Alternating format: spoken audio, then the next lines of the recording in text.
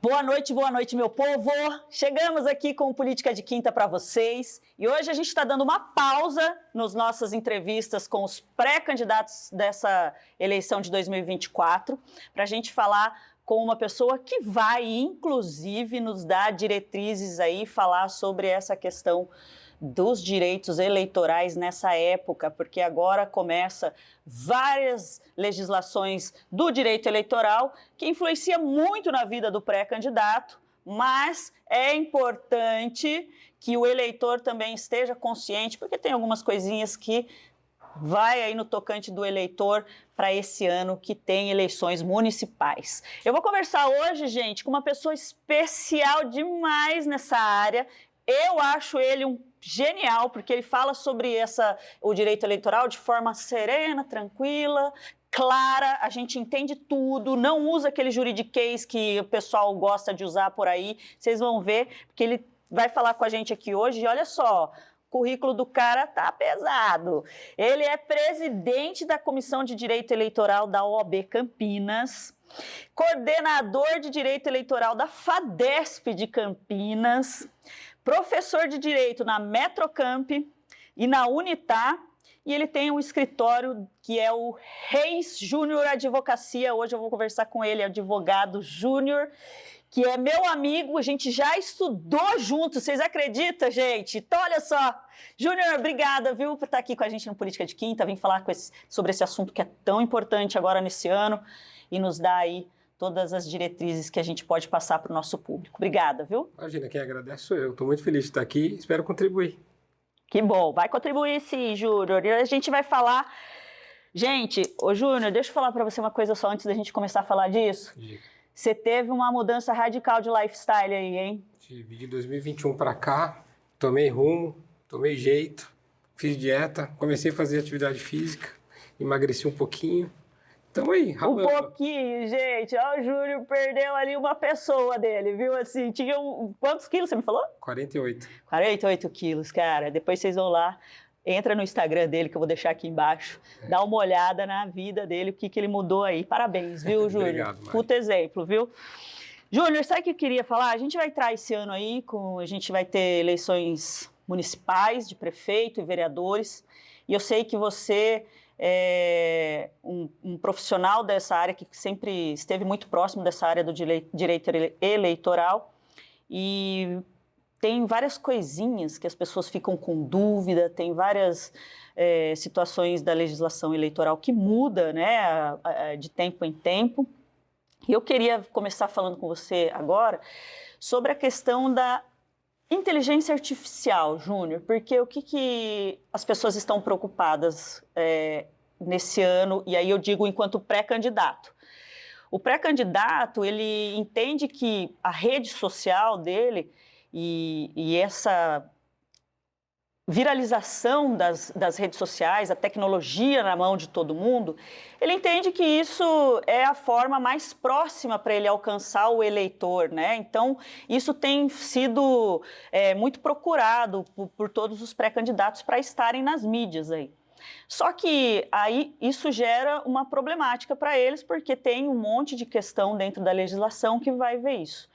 Eu queria que você me falasse um pouquinho sobre essa judicialização desse processo eleitoral, justamente por conta da inteligência artificial.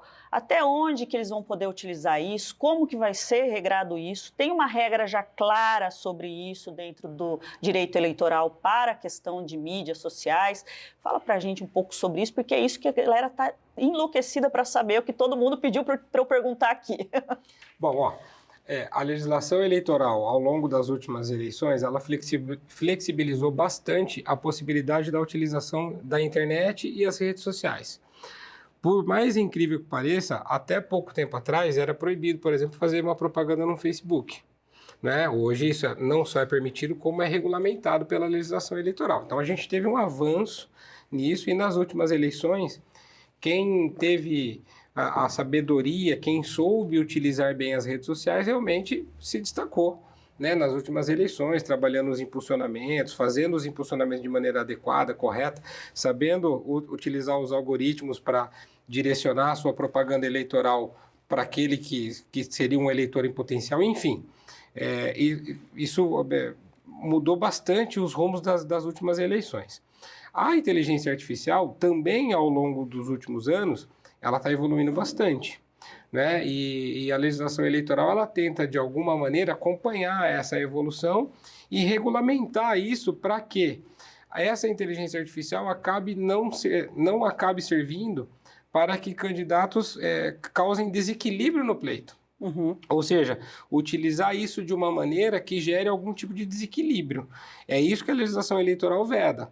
Então, assim, não é bem o caso de inteligência artificial, mas, por exemplo, a figura do telemarketing, que é proibido pela legislação eleitoral. Por que isso acontece? Por que tem essa proibição? Exatamente para evitar que candidatos que tenham, por exemplo, mais poder aquisitivo de contratar um serviço de telemarketing mais forte, mais pesado, consigam chegar no eleitor de uma maneira desproporcional aos demais candidatos. Então, este ano, com a inteligência artificial como está atualizada e bastante moderna, o que nós vamos ver? Nós vamos ver como que a Justiça Eleitoral vai encarar essa situação e vai entender o quanto isso é correto ou não é correto. O que o candidato tem que entender? Ele tem que entender que existem regras para propaganda eleitoral nesse ambiente virtual e saber que, no que diz respeito especificamente à inteligência artificial, ele tem que se submeter a essas regras. Ou seja, existem algumas proibições que vão se aplicar também nas questões envolvendo a inteligência artificial. Então, a gente sabe, por exemplo, que a propaganda em massa, tirando o impulsionamento, é uma conduta vedada. Então, o candidato não vai poder utilizar a inteligência artificial para fazer uma propaganda eleitoral em massa. Isso já é algo que o candidato tem que ter como certo. Então, todo tipo de propaganda generalizada, repito, exceto o impulsionamento em Instagram, em YouTube, em Facebook, é proibido, é uma conduta vedada. Outra coisa, o candidato não pode comprar mailing, não pode comprar cadastro, né? A LGPD também vai se aplicar. Já se aplicou na última e vai se aplicar nas eleições, ou seja, os candidatos vão ter que ter uma campanha toda regulamentada do ponto de vista da Lei Geral de Informação. Então, é muito importante que o candidato, ao fazer a sua propaganda eleitoral, ele esteja ciente daquilo que ele pode fazer, porque aquilo que ele não pode fazer vai se aplicar também na utilização da inteligência artificial. Tá. E o Júnior, assim, sabe que os candidatos que eu tenho a oportunidade de conversar, eles entendem, eles têm um medo muito real, que é o seguinte: a questão da inteligência artificial hoje, ela coloca voz, rosto e o que mais ela quiser de uma pessoa que não é aquela pessoa e se passa por aquela pessoa, vamos supor isso. E aí, isso foi identificado. O período que a gente tem de campanha agora é de 1 mês, são 40 dias, né, que a gente faz a campanha eleitoral. E, identificado isso, por isso que eu falo da judicialização, porque o pré-candidato vai ser autuado pela justiça, e aí você não tem um processo um período para recorrer esse processo dentro desse período de 1 mês. Como que fica isso? Como vai ser? A justiça vai ter essa agilidade? Não vai ter. Aí na prática, o que vai acontecer? A depender de qual foi a conduta, se essa falsidade de voz e de imagem, enfim, for utilizada e isso cair lá na Justiça Eleitoral, o processo vai demorar mais do que o período eleitoral, isso é fato. E se esse candidato eventualmente tiver ganhado a eleição, ele vai ser punido, por exemplo, com uma cassação de diploma, alguma coisa desse tipo. Então, ele pode até, a depender de quando sair a decisão definitiva, ele pode até estar, de repente, no exercício do mandato, mas ele vai perder o mandato se acontecer uma cassação de diploma, se acontecer uma multa, por exemplo, aí evidentemente que não vai afetar mandato, não vai afetar nada do tipo. Agora, é importante o candidato saber que, a depender de como ele utilizar essa inteligência artificial, além da penalidade no âmbito eleitoral, que pode ser, a depender da situação, uma multa, a depender da situação, a remoção do conteúdo, a depender da situação, se for mais grave, cassação de diploma, ele também pode responder no âmbito criminal. A depender de qual for o conteúdo dessa propaganda, ele pode responder por algum tipo de falsidade, ele pode responder por algum tipo de difamação, a depender de qual for o conteúdo que ele fizer.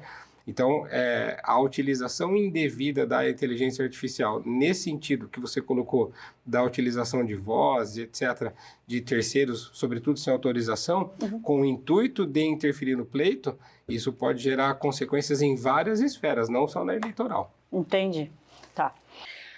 Júnior, olha só, eu queria saber, se você falasse para a gente um pouquinho, quais são as principais, as mais relevantes mesmo, mudanças que são trazidas aí pela reforma eleitoral lá de 2021.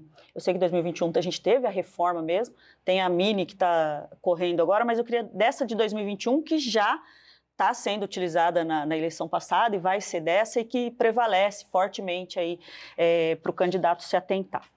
Em relação à propaganda eleitoral, a gente não teve nada de muito significativo. Aquilo que já tivemos em 2020 e tivemos em 2022 está mantido. Então, em relação à propaganda propriamente dita, a gente não teve nada de muito novo, né?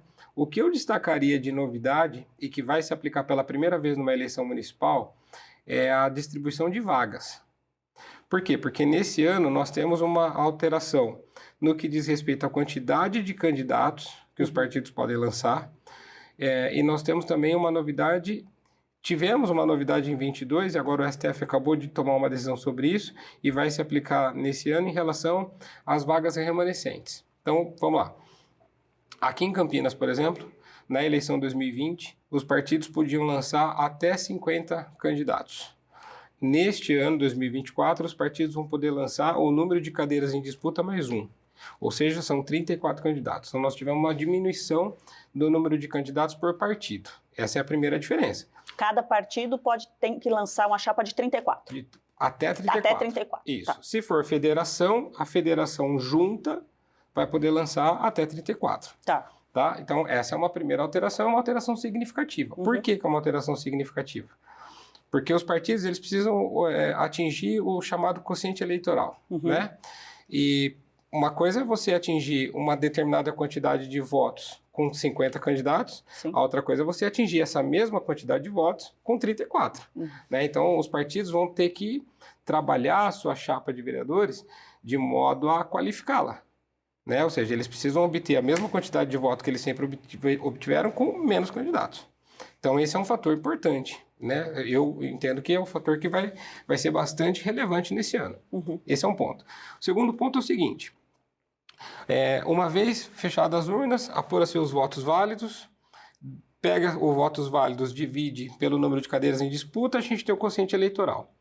Isso não mudou nada, ok. Aí o que a lei determina? Pega-se os votos válidos de cada partido ou de cada federação, divide pelo número do quociente eleitoral e sai um número X. Esse número X é o número de cadeiras que cada partido vai obter na Câmara de Vereadores. Feito isso, pega-se os mais votados até o número que o partido obteve na média e você tem lá a primeira chamada, digamos assim, dos candidatos eleitos. Feito isso, você vai para uma segunda rodada. Nessa segunda rodada é feito um novo cálculo, obtém-se a maior média e aí o partido que obtiver a maior média vai ter mais cadeiras na Câmara dos Vereadores. E aí vem um ponto importante. Nessa segunda chamada, entendeu o legislador, e isso valeu na eleição 2022 e vai valer agora, que o partido, para participar dessa segunda chamada, precisa obter 80% do quociente eleitoral e o candidato, para conseguir ser eleito, ele precisa ter 20% do quociente eleitoral.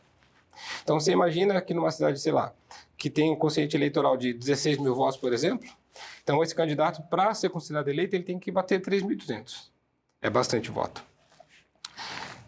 Depois disso, em 2022, entendeu-se que se o partido não tivesse atingido esses 80% e o candidato 20%, os partidos que tiveram essa maior média ficariam com essas vagas.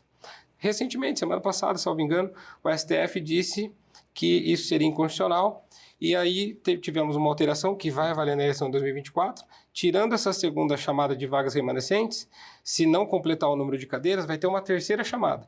E nessa terceira chamada vão incluir todos os partidos, independentemente dessa regra do 80-20.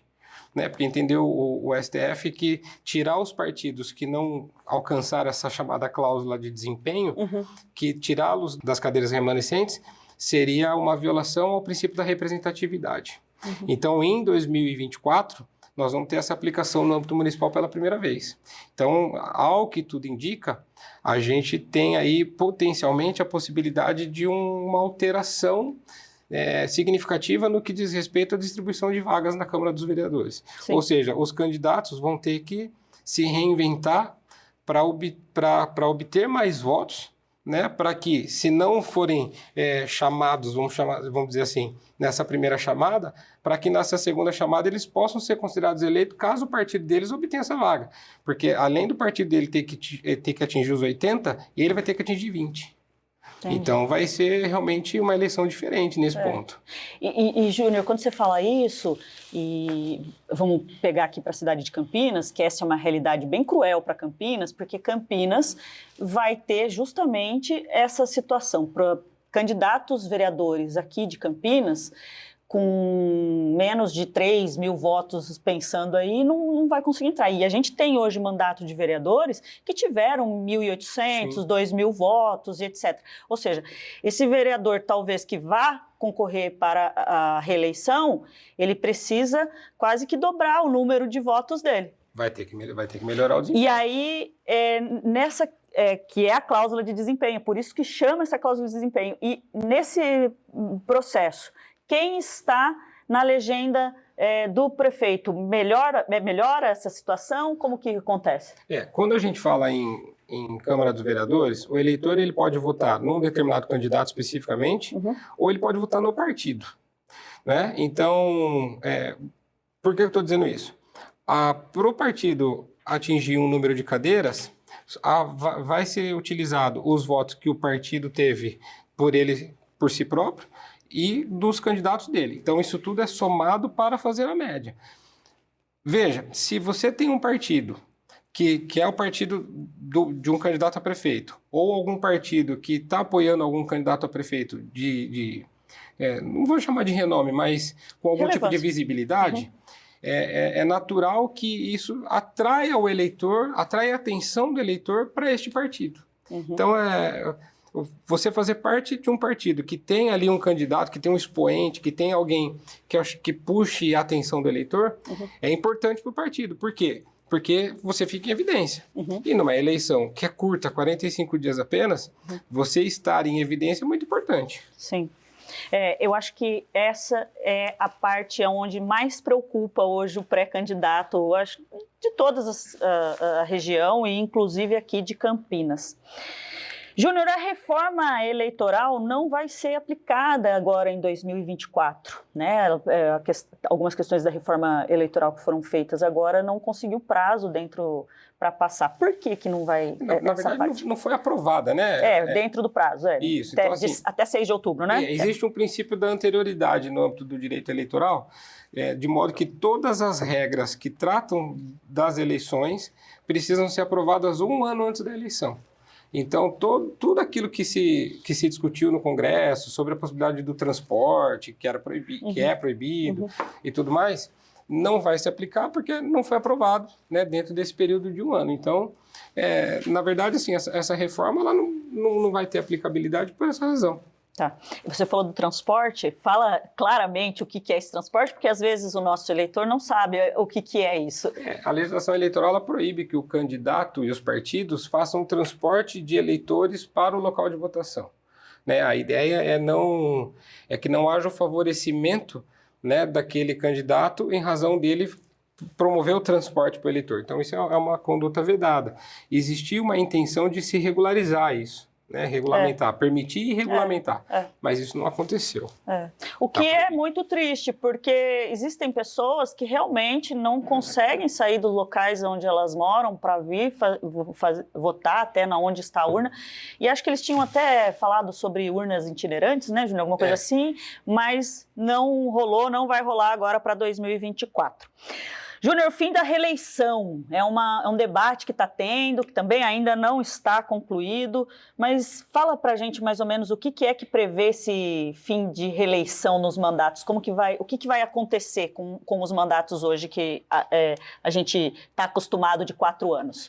A principal intenção dessa alteração primeiro, unificar a eleição. Você ter a eleição para tudo num ano só. Não como é hoje, de a cada 2 anos. Então, você teria um determinado ano que você elegeria presidente, governador, prefeito, deputados e vereadores.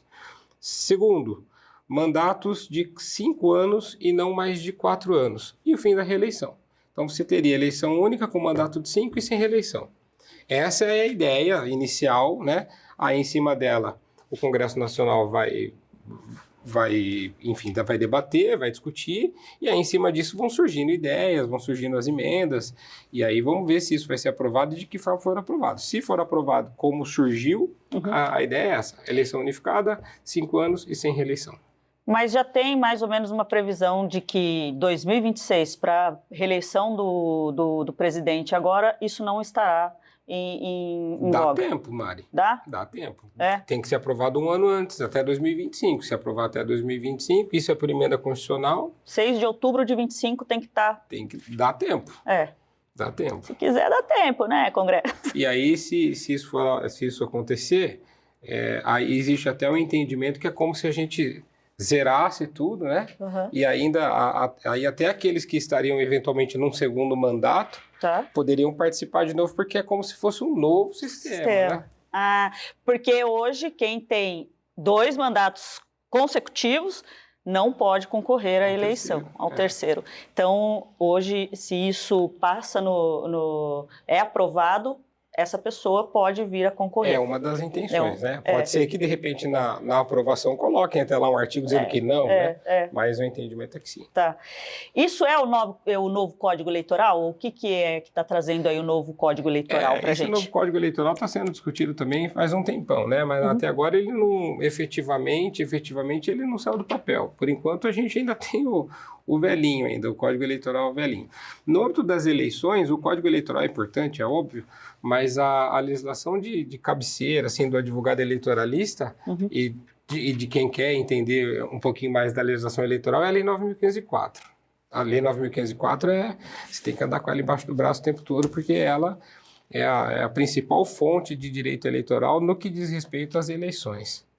Tá. A OAB, inclusive, incluiu o direito eleitoral nas provas, né, da ordem, e já foram 2 provas, né, com questões de direito eleitoral, e até agora todas as questões tiveram fundamento na 9.504. É a principal fonte do direito eleitoral, eu diria. Tá. Júnior, como que a reforma eleitoral aborda aí as cotas raciais e de gênero para 2024? Por enquanto, a gente tem a cota garantida em relação ao Fundo Especial de Financiamento de Campanha, o fundão eleitoral, né? Fundão. Para gênero e para raça, cota racial, tá? Isso já aconteceu antes, vai continuar acontecendo. Então, em relação aos recursos, tem essa cota destinada. Em relação à representatividade, às chapas, existe lá a tal cota de gênero. Que muita gente, inclusive, Mari, fala que é a cota feminina. Não é a cota feminina, é a cota de gênero, né? Sim. Existe a obrigatoriedade de um partido lançar 30% de um gênero e 70% do outro. Nada impede que seja 30% de homens e 70% de mulheres.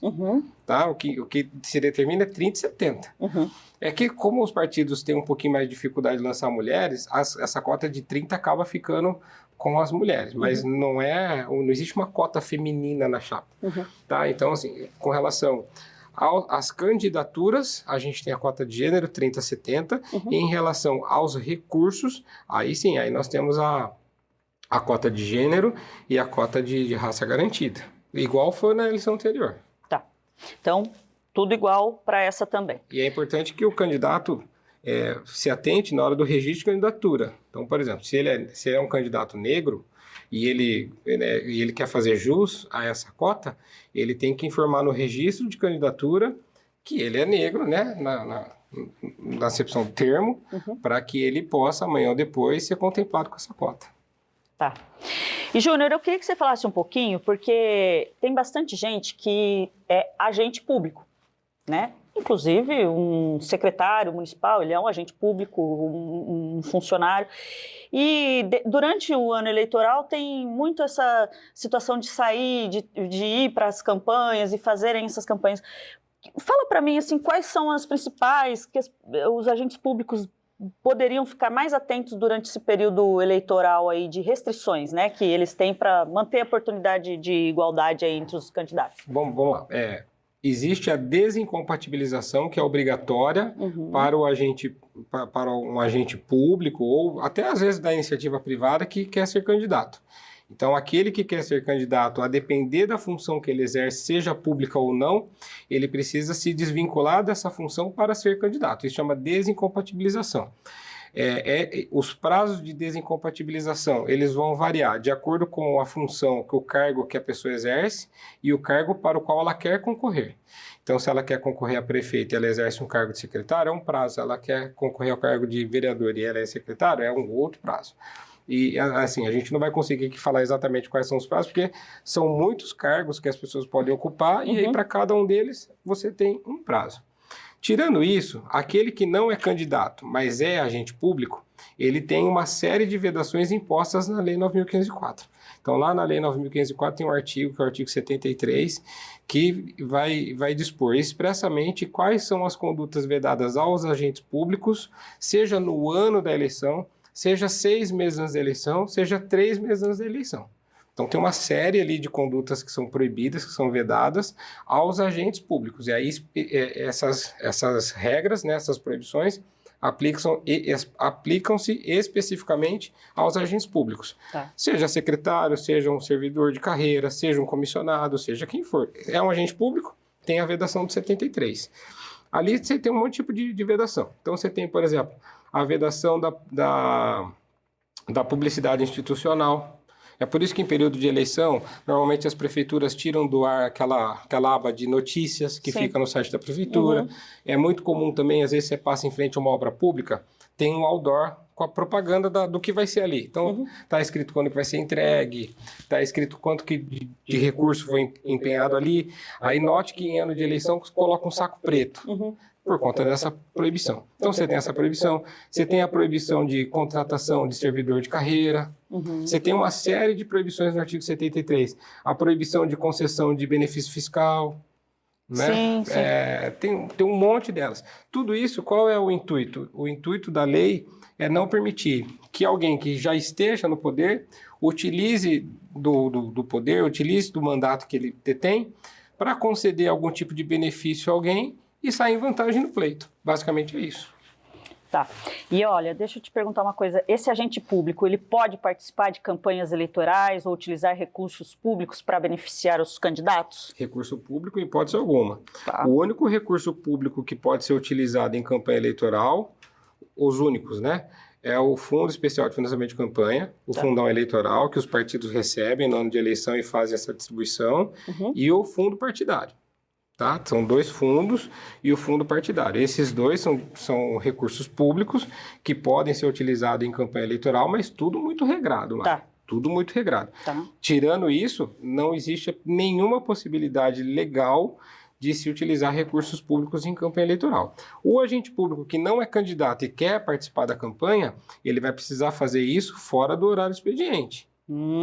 Tá? Então, é por isso que é muito, muito comum a gente ver que em ano de eleição, assessores e outros cargos tiram férias no período eleitoral. Sim. Exatamente para poder ficar ali, porque durante o período de férias cada um faz o que quer.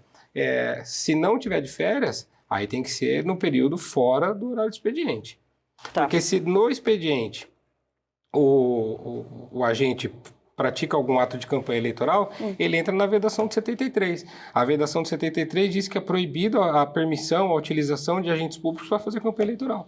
Então não pode. E ele prejudica a ele enquanto o cargo e o candidato que ele está fazendo também, ou não? Ele pode prejudicar 3 pessoas. Ele pode prejudicar ele próprio, ele pode prejudicar o candidato que ele apoia, e ele pode prejudicar eventualmente o prefeito, o seu chefe imediato, o seu secretário, por exemplo, a depender do cargo que ele ocupa.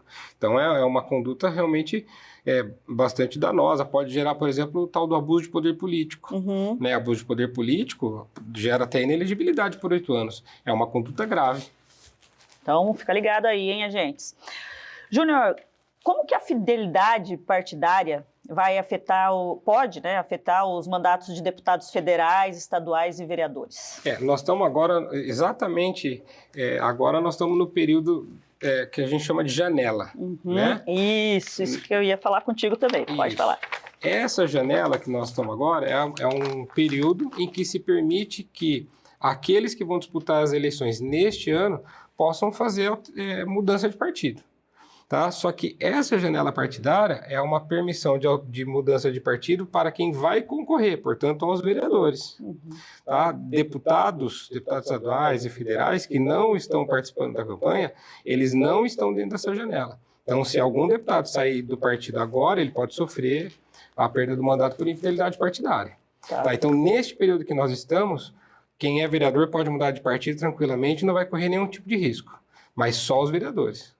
Prefeitos? Prefeito no executivo não. O executivo não aplica. Isso, o executivo nesse ponto é mais tranquilo. Tá. Porque no sistema de representatividade, entende-se que o mandato é do partido, né? Diferente do executivo. O executivo, quem tem o cargo não é o partido, é o prefeito, é o candidato. Então o mandato é dele, digamos assim. No legislativo não, o mandato é do partido. Então você saiu do partido, você foi infiel. Até porque a pessoa ela é considerada eleita a depender da quantidade de votos que o partido dela teve, né? Então, o voto ali não é necessariamente nominal como é no executivo, né? Então, quem é vereador, agora, né, nesse momento aqui, a depender de quando vai passar no ar também é importante. Hoje aqui a gente está gravando no dia 7/3/2024, viu? Exatamente. Então, se passar isso aqui, sei lá, dia 15 de abril, não vai mudar de partido. Né? Então, assim, dentro dessa janela, os vereadores podem mudar de partido tranquilamente, deputados não, é só para quem vai concorrer. Tá. E legislativo. Legislativo. Isso. Olha só, eu queria que você falasse um pouquinho sobre os critérios de elegibilidade para os candidatos que vão concorrer agora aí, em 2024. Quais são esses critérios que eles precisam ter regradinhos lá? Então, vamos lá. Os candidatos precisam ser alfabetizados, né?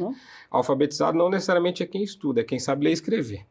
Tá? Então, eu não estudei, eu não tenho diploma, posso ser candidato? Pode. Basta apresentar uma carta de próprio punho, eu, fulano de tal, declaro para os devidos fins, sou alfabetizado, sabe ler e escrever, tá ok. Precisa ter filiação partidária pelo período de 6 meses antes do pleito. Portanto, nós estamos aí há 1 mês praticamente, um pouquinho menos, do limite da filiação. Tá? Então, tem que ter 6 meses de filiação. 6 meses de domicílio eleitoral. Então, se você quer ser candidato em Campinas, você tem que ter 6 meses do pleito em Campinas, Sumaré, Paulínia, e assim por diante. Fora isso, o candidato precisa preencher condições de elegibilidade, que é basicamente não ser considerado inelegível, não ser ficha suja. Então, nós temos uma lei que chama Lei das Inelegibilidades, que é a Lei Complementar 64 de 1990. Essa lei, que é aquela que a gente chama popularmente de Lei da Ficha Limpa, é a lei que vai estabelecer quem é inelegível. Quem não se encaixa nessas inelegibilidades é porque é elegível. Então, ali você tem a inelegibilidade daquele que praticou abuso de poder político, a inelegibilidade daquele que praticou abuso de poder econômico, a inelegibilidade daquele que foi condenado criminalmente, a inelegibilidade daquele que foi condenado por improbidade administrativa qualificada por dolo, enriquecimento ilícito e lesão ao erário. Enfim, aí você tem lá uma série de hipóteses que geram inelegibilidade e se o candidato não se encaixa ali, ele pode ser candidato. Tá. Fora isso, Júnior, quando o candidato faz lá o seu registro de candidatura, salvo engano, o TSE vai fazer essa análise e liberar o registro de candidatura dele baseado nisso. Isso. O que vai acontecer? Os candidatos eles precisam ter uma atuação primeiro interna no âmbito dos seus partidos, porque quem vai determinar se essa pessoa é candidata ou não é o partido dela. E isso é feito na convenção partidária. Tá. Então, uma vez escolhido na convenção partidária, o partido informa a Justiça Eleitoral de que aquela pessoa é candidato e aí abre-se um processo de registro de candidatura. Esse processo de registro de candidatura é o juiz eleitoral que vai avaliar, vai verificar se as condições de elegibilidade estão ok e vai deferir ou indeferir o registro. Aí o que vai acontecer? Chegou esse pedido de registro de candidatura lá na Justiça Eleitoral, o juiz eleitoral vai publicar um edital dizendo que essa candidatura existe. Abre-se um prazo para que qualquer adversário, Ministério Público, qualquer pessoa apresente algum tipo de impugnação. A impugnação não é simplesmente uma manifestação contrária à candidatura, não. A impugnação é para falar, ó, esse cara é inelegível por causa disso, por causa disso, por causa disso. Feito isso, o juiz abre a possibilidade do contraditório ampla defesa. Aí surge a figura do advogado, porque essa defesa é obrigatoriamente feita por advogado. Uhum. Ele não pode ir lá, ele, o candidato, falar, eu sou elegível sim por causa disso. É o advogado que faz isso. E aí o juiz julga, sai uma sentença. Aí nessa sentença o juiz vai avaliar objetivamente, né, via de regra, se as condições de elegibilidade foram preenchidas, se sim, defere, se não, indefere. Se indeferir, pode fazer campanha? Pode fazer campanha, normalmente. Se indeferir, pode receber dinheiro do fundo? Pode receber dinheiro do fundo, tranquilamente. O que vai acontecer? Terminou a eleição, se ainda não tiver sido julgado o recurso, aí vai aparecer lá 0 votos. Uhum. Mas é porque essa eleição é aquilo que a lei chama de eleição sub judice.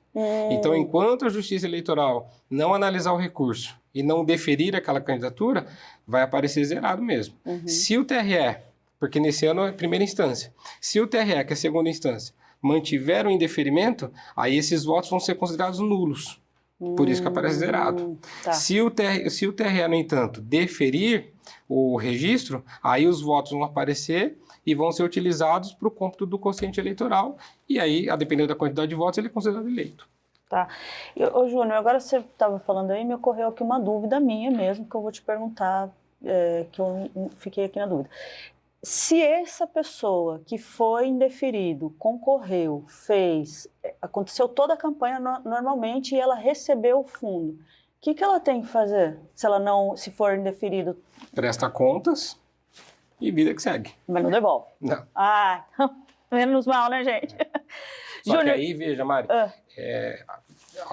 existiu na campanha de 2022 algumas situações aí de alguns candidatos que apresentaram o registro de candidatura, falo isso até de clientes que eu tive, né? Uhum. Tiveram promessa de recebimento de dinheiro do fundo, e aí quando saiu um parecer técnico, porque sai um parecer técnico antes do julgamento, né? E esse parecer técnico é bem rápido. Uhum. Quando saiu o parecer técnico pelo indeferimento da candidatura, o partido não mandou mais o dinheiro, deu uma desculpinha aqui, outra ali, e aí esse candidato não recebeu nada. Então, assim, no âmbito interno, se o candidato, antes mesmo da decisão judicial, tiver ali o parecer do órgão técnico, repito, que é feito, é obrigatório, se tiver o parecer técnico pelo indeferimento, é possível que o candidato não receba nada, porque o partido fale, para esse aqui eu não vou dar porque posso perder dinheiro com ele. Ô Júnior, isso que você está falando é interessante, porque eu vou depois pedir para a produção procurar deixar aqui embaixo, porque tem um site logo no período de campanha eleitoral que fica lá para você verificar como está o status de cada candidato para aquela eleição. Então, do TRE. Do TRE, né? Eu vou deixar aqui embaixo para vocês, porque vocês podem clicar lá e olhar, digitar o nome do candidato lá e olhar como que está, inclusive ver quanto ele está gastando campanha e tudo mais, né, Júnior? Se o cara entrar lá, se a pessoa entrar lá agora, ainda não vai ter, mas quando ela entrar no site do TRE, vai ter um campo eleições, aí nesse campo eleições ela vai clicar em 2024, aí ela vai abrir um módulo chamado RCAND, de registro de candidatura. Isso mesmo. Aí, a hora que ela clicar nesse RCAND, ela vai selecionar o estado, vai selecionar a cidade, e aí, a hora que ela selecionar a cidade, ela seleciona também quem é o candidato que ela quer pesquisar. Aí, ele vai ter absolutamente tudo. Vai ter todos os documentos juntados no registro de candidatura, certidões e etc. Vai ter o número do processo de registro de candidatura e vai ter toda a movimentação financeira daquela campanha. Tudo vai estar lá. Perfeito. Júnior, sabe que eu queria que você falasse um pouquinho? Porque houve aí umas mudanças de datas nas posses, né, de presidente da República e de governadores. Agora tem essa pequena mudança de dias, né, que está acontecendo. Como que vai ficar isso aí, hein? De vereador, Mário, eu preciso consultar, salvo engano, eu não me lembro agora de cabeça se teve alteração. Eu vou verificar e depois eu te passo, mas... Eu acho que foi presidente da República e governador. Exato. Né? Para vereador, salvo engano, não teve alteração, né? Prefeitos e vereadores manteve como está, salvo engano. Posso estar falando alguma besteira aqui, mas eu vou verificar. Mas para a eleição de 2026, é possível que a gente tenha essa alteração. Então, Vamos ficar atento aí para o que vem. Ô, Júnior, sabe que eu queria que você comentasse um pouquinho para a gente da questão da inelegibilidade do ex-presidente Bolsonaro. Porque o que acontece? Ele está inelegível, né? E está rolando todo esse movimento político mesmo que ele tem feito. Acho que primeiro porque é um ano eleitoral e ele tem os apoiadores e apoios que ele quer fazer esse ano, mas tem a situação de uma além da inelegibilidade dele, que já está sentenciada, tem o pessoal achando se o ex-presidente vai preso mesmo ou não vai preso mesmo. E aí eu queria que você desse uma palhinha para a gente aí dentro da parte do direito eleitoral, como que ele enxerga a situação do Jair hoje. Bom, ele está inelegível, como você mesmo disse, porque o TSE entendeu que ele utilizou do mandato de presidente para convocar uma reunião com algumas autoridades, e nessa reunião ele teria dito ali algumas coisas que, de alguma maneira, a intenção seria interferir no pleito. E isso é abuso de poder político. Né? Então, o tribunal, utilizando desse entendimento, declarou o Bolsonaro ali culpado, digamos assim, né? Vamos usar esse termo para ficar fácil de compreensão, pelo abuso de poder político, e ele ficou inelegível pelo período de 8 anos por essa razão.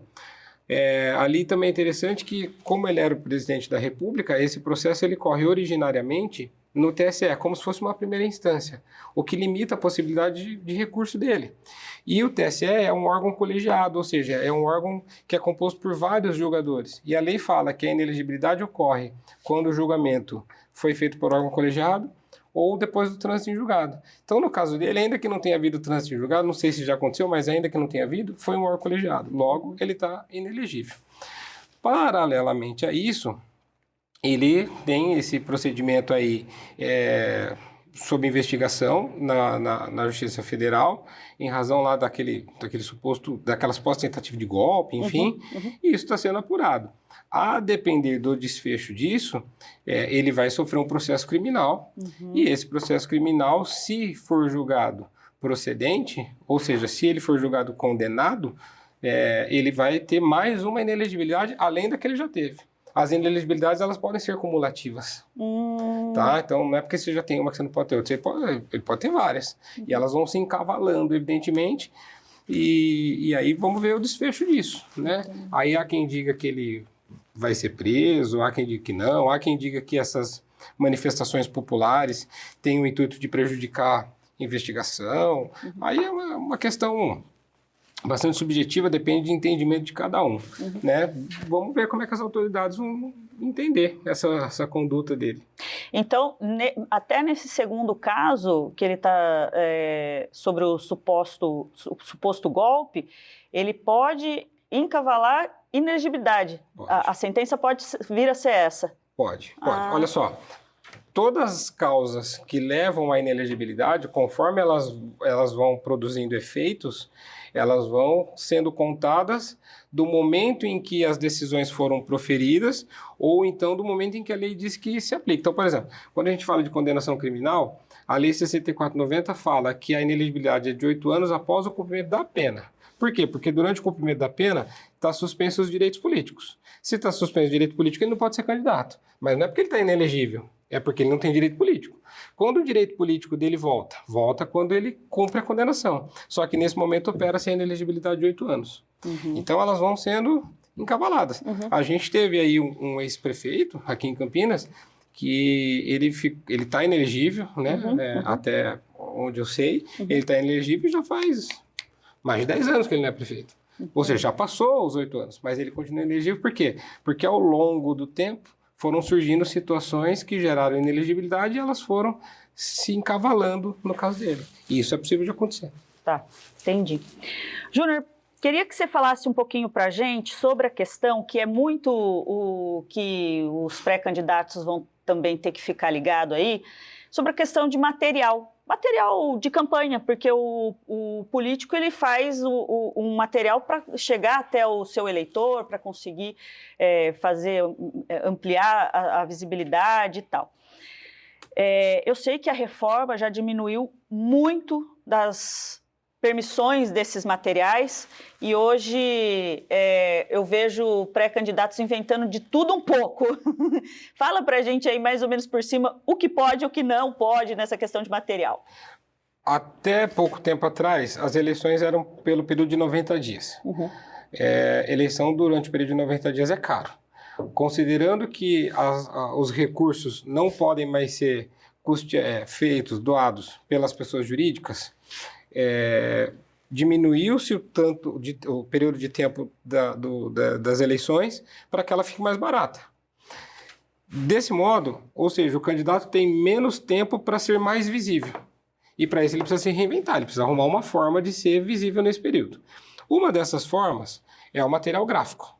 Né? Então, jornalzinho, santinho, colinha, praguinha, adesivo, todo tipo de material gráfico. Isso tudo pode? Isso tudo pode. Existem regras? Várias. Então, por exemplo, pensando em vereador, é obrigatório o partido que ele faz parte, tem que estar no material gráfico, é obrigatório o CNPJ da candidatura, é obrigatório o CNPJ da gráfica que fez esse material, é obrigatório a tiragem, ou seja, a quantidade daquele material que foi feita. Tá? Isso tudo é obrigatório. É obrigatório colocar o nome do prefeito que eu apoio? Não, não é obrigatório. Eu posso pôr? Pode. Se colocar, o que tem que fazer? Você tem que colocar o candidato, colocar qual é o partido dele, se for uma coligação, qual é a coligação, os partidos que fazem parte dela, e é obrigatório colocar, inclusive, o nome do vice. Tá? Então tem ali uma série de regrinhas. Isso vai valer para todo tipo de material impresso. Tá. Seja adesivo, seja jornal, seja praguinha, seja o que for. Ah, mas é muita informação, como é que eu faço? Daí a importância de ter um profissional da área de publicidade que tenha criatividade para fazer um material que a parte que mais interessa, que é a visibilidade, seja preservada e também se contemple as obrigatoriedades impostas pela legislação eleitoral. Quando a gente vai para a publicidade em rede social, internet, Facebook, Instagram, também tem regra? Também tem regra. Então, por exemplo, o impulsionamento é obrigatório que conste a informação que aquilo é uma propaganda eleitoral e é obrigatório também o CNPJ do candidato, além do partido que ele faz parte. O partido que ele faz parte tem que estar sempre presente. Então, existem uma série de regras, várias regras, que os candidatos precisam saber e atender quando ele vai fazer propaganda eleitoral de qualquer espécie. Qualquer espécie. Tá. Júnior, uma coisa que eu quero saber, porque eu já ouvi gente falando disso. Vai poder boneco? Aqueles bonecão? Bonecão. Não, não pode. Já faz um tempinho que não pode. Não Viu, pode. gente? Não vai poder bonecão, cabeção, aquelas coisas todas que todo mundo quer fazer do candidato. Não vai poder. Não pode. Eu ouvi gente falando, vou fazer. Não vai poder. Não pode. Ai, gente, ô, Júnior, eu tinha mais um monte de coisa para perguntar aqui para o Júnior. Eu sei que o pessoal que vai estar nos assistindo também deve ter um monte de coisa, Júnior, por isso eu vou deixar já uma prévia de um convite para a gente falar aí dentro desse período eleitoral aí, para a gente falar ainda um pouquinho sobre isso, dessas regras que tem, de tudo. E vocês podem mandar lá para a gente no inbox do Instagram, manda aqui embaixo nos comentários para a gente o que vocês querem saber. A gente coloca aí. Eu vou colocar aqui embaixo o contato do Júnior, o escritório, o Instagram, tudo para vocês terem acesso também. Fala que viu aqui que eu respondo. Lá, viu? Fala que viu no Política que o Júnior responde, porque a gente tem um monte de coisa para falar. E aí você vai se arrepender de falar isso, você vai ver só. Júnior, obrigada, viu? Muito obrigada por ter esse papo tão claro, objetivo com a gente aqui, falar sobre isso, que é um assunto que, nossa, tem tantas dúvidas, tantas coisas para a gente falar, e cada ano que é eleitoral, a gente fica aí com mais e mais e mais e mais dúvidas sobre isso. Então, muito obrigada, essa clareza, essa objetividade que você trouxe aqui para a gente, e pela sua parceria, pela sua amizade, que eu admiro muito o seu profissionalismo. Muito obrigada por estar aqui no Política de Quinta e volte. Eu volto, e eu que agradeço, muito bom te rever, tantos anos juntos, né? Não é? No passado não muito distante. Muito legal estar aqui, nesse novo formato de vida. É isso, de nós dois aí, tá vendo? É isso, Júnior, brigadão, viu? Pessoal, estamos finalizando aqui o Política de Quinta. Quero convidar você para quê? Para se inscrever no nosso canal, obviamente. Vai aqui embaixo e faça isso agora, porque você não pode perder o que acontece aqui no Política de Quinta. E também corre lá no Instagram, segue a gente, baixa o app da Rádio Life aí, assiste, clica toda quinta-feira a partir das 19 horas.